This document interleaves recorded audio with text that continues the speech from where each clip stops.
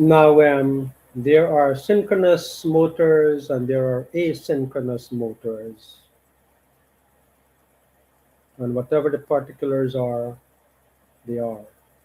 But in general, electric motors have a stator and a rotor, and electric motors are used to run mechanical equipment,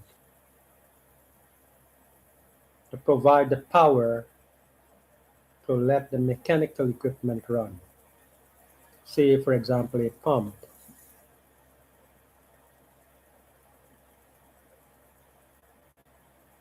or a jack. Whether you use hydraulic, the motor powers up hydraulic fluids or air brakes or whatever, you need a power source to do it, right?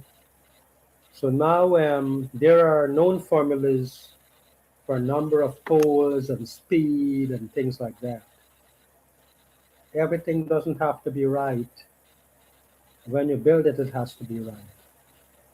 Now, how do you know about these things? You cannot make something better if you know nothing about how they are made and why. The shelf life of bread is how many days? 4 days. What is the shelf life of a dry cell?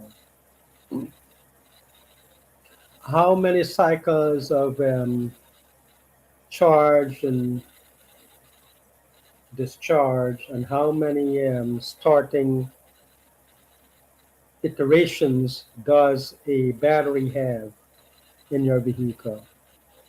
Why do you have to replace a battery after a while? Now, if you remember, we had 8 cylinders vehicle and 6 cylinder vehicles. We had leaded gasoline and we had lead paint.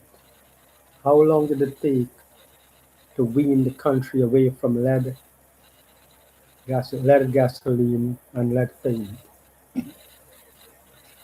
Now, maybe it had to take that amount of time back then, but now if you take that amount of time, you'll be left in the dust.